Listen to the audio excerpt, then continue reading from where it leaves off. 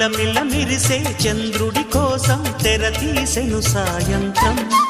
జోలగా లాలించగా నీ నీడ దొరికింది, కమ్మగా కలలీయగా నీ తోడు నాకుంది.